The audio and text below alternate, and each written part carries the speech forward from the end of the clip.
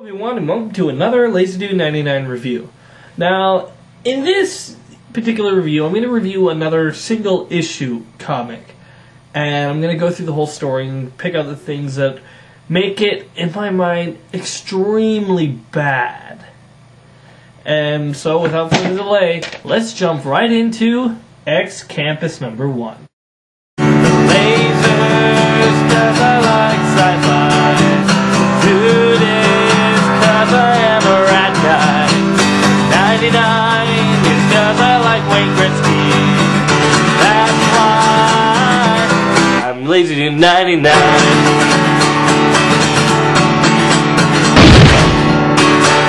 I am a Batman fan,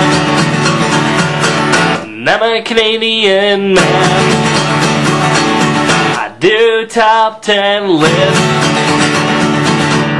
and I ketchup chips.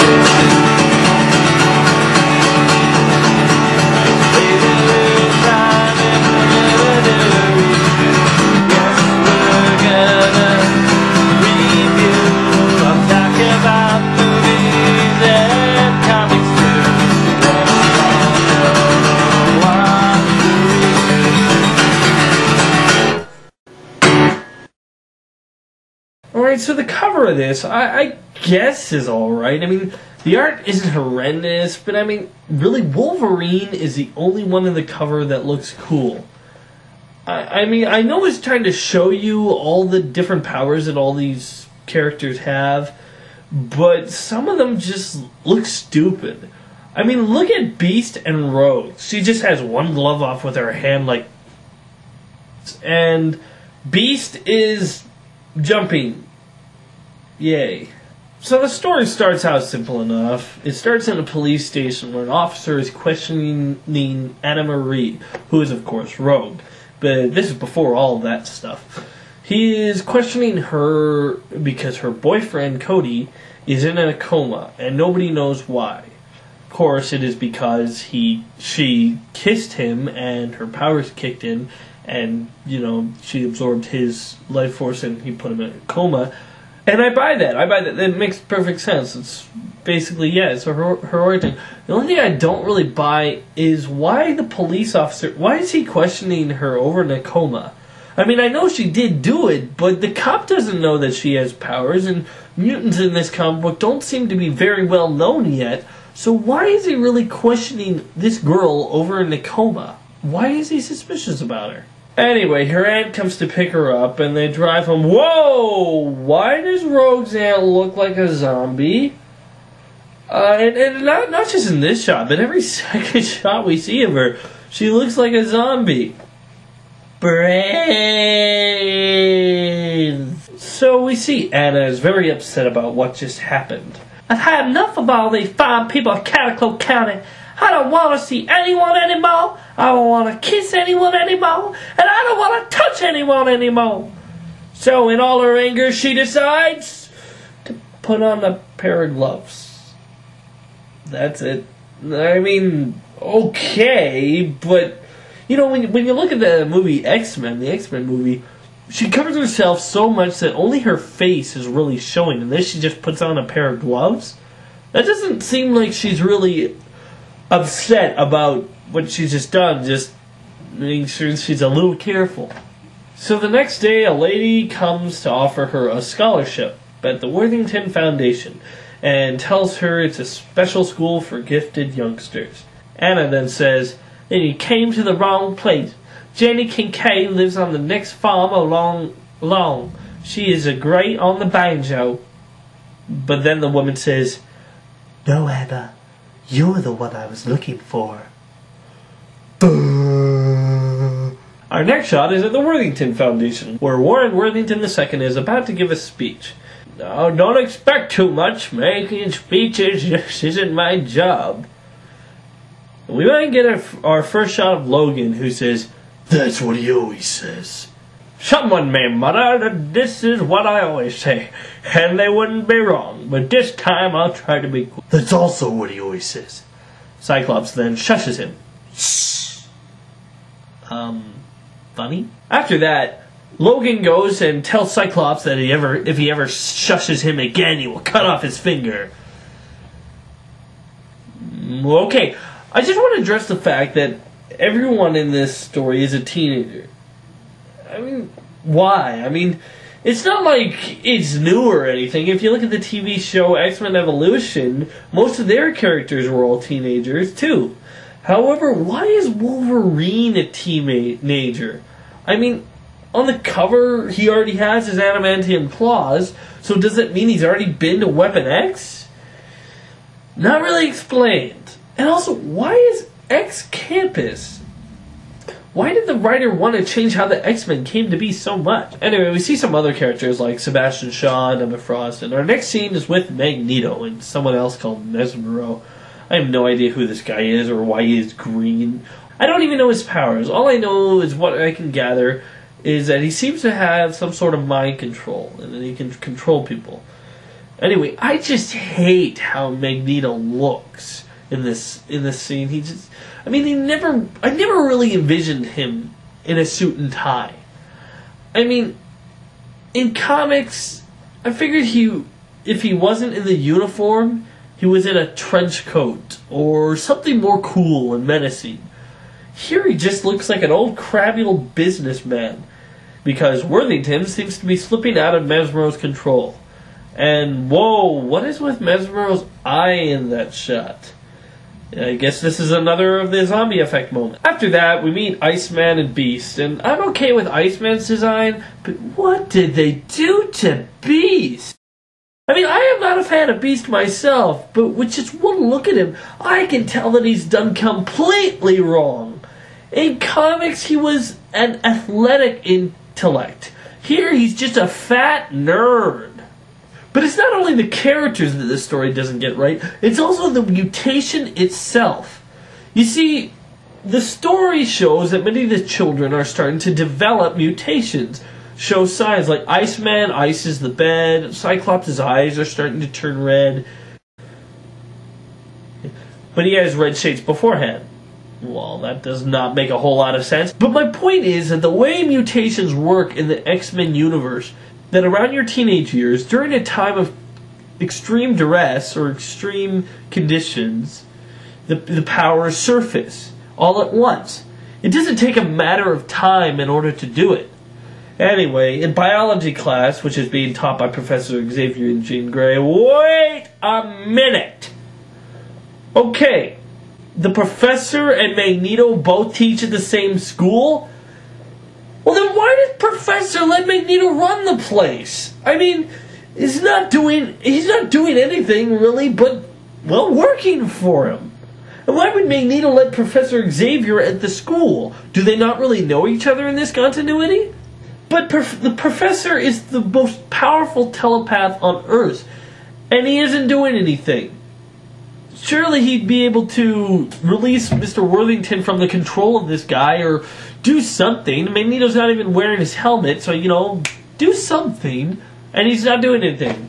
Why? Anyway, Scott feels a great headache and runs into the boiler room, where his optic blast turns on and causes a great explosion. Jean is trapped under a table and asks Anna to help her, but of course, since she doesn't want to touch people, she doesn't. If I touch you, I could hurt you, so I will leave you in the safety of the burning building. Everyone gets out okay, and so this chapter ends with Scott being escorted out of the building by a fireman. And so chapter 2 starts, and this is when stuff gets really, really stupid. We're just on the edge of stupid. But, whatever, let's just continue. So chapter 2 starts out with Emma Frost and Sebastian Shaw trying to befriend Rogue by taking her out on the town to a mall. We keep on flashing back to what happened the previous day and showing the events that led to this one. It shows Bobby Drake trying to make a basketball match and asking everyone if they want to join in. I'm organizing a basketball game this afternoon. Can I count on you for that? Depends. Who's involved? Only me for now. Okay, then I'll be on the other team then. I want McCoy with me. The guy who can jump the way he does should be on my side. Okay, but in exchange I want you all at the movie theater afterwards. After dinner there's gonna be some screening of some classics from my private collection. Strong stuff? Is a Molly Ringwald marathon strong enough for you? In what way could that really be funny? And then he goes to Rogue and says, You can't say no, Anna. Okay, you're a jerk. Logan then goes on to say how he shouldn't involve her in a basketball game when she didn't even lift a hand to try to help Jean Grey in the fire. She gets defensive and says, I don't need any of you losers. Losers? That's a nasty word. Trust me, McCoy. Organize enough Steve Gutenberg evening and don't invite her. That'll teach her.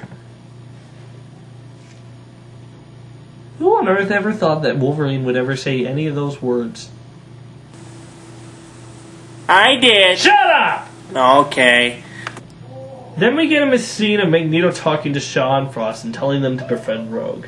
Then we go back to the mall where we come across the person that they were looking for. They try to talk to him, and then he runs away, and just when they think they have him cornered, he disappears in a puff of smoke.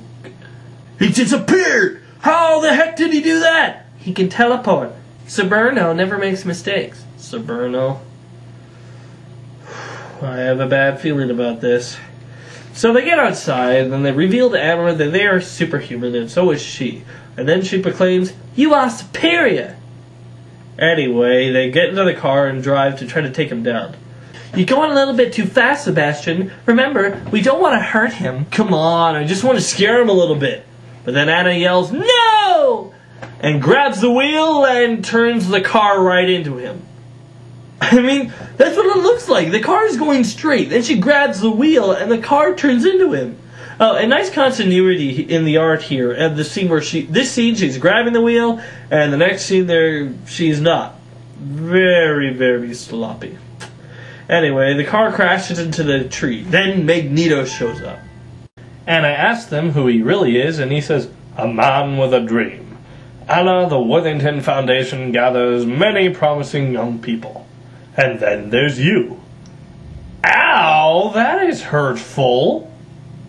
When she asks what he is talking about, he responds, Ruling the world. What else? Of course! Please don't sue me. I teach history, and I know very well that in the course of time there have been a handful of people dominating the masses. Even when the masses thought otherwise. And it will be that way in the future too.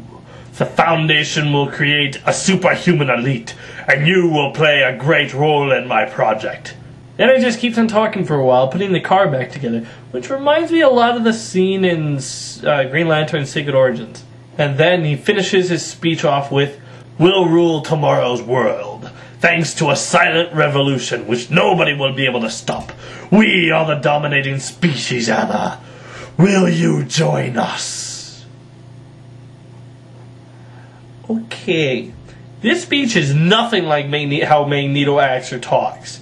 I mean, he always comes across in the comics as a man that could make you believe him, but a man of few words. He would just say a few things, not many words, just a few things, just to get it into your head. And then he'd let your own conscience and what you'd see with your eyes change your mind on how you saw the world. He would just say just the right thing to make you think, and then he would let your own eyes do the rest to convince you to join him. But also, the way he speaks is, I want you to help me to rule the world. If someone came to you and said that, would you do it? No, you would need something more convincing. Magneto's the guy that makes you think that he should be in charge of the world. And here he just comes across as crazy. Now let's skip a few scenes where Magneto is, oh crap. Please don't tell me that is Cerebro. Ah, shoot, it is. They can call it Saberno if they like, but this is just stupid. Sure, Magneto did help Professor X make Cerebro, however, Magneto is not a psychic, and therefore should not be able to use it, no matter what they call it. Anyway, Magneto asks his green-skinned friend to keep an eye on Anna, and then the principal comes in, and of course turns out to be Mystique. Dun dun dun! However, she's only in here for one panel and never explains what she's doing, and oh, who gives a crap? It's almost over. Anyway, the first issue comes to an end when we see Hank and Anna talking, seem like they could turn out to be friends. And the professor saying, "Okay, Jean, now it's all turned." This comic is crap. I mean, the writing is stupid and the art is just bad. I mean, there's nothing interesting about it. I mean, it looks like a TV show adapted comic book. And the characters are not thought through, and overall, it just gets so many things about the X-Men wrong. It is just crap. So my advice, stay as far away from this as you can. Remember, I'm LaserDude99, and if I don't like it, it's not worth it. See you around. Oh my gosh, I cannot believe I did that. I need this. Be sure to check out more of my other videos on my channel, and wait for more coming soon.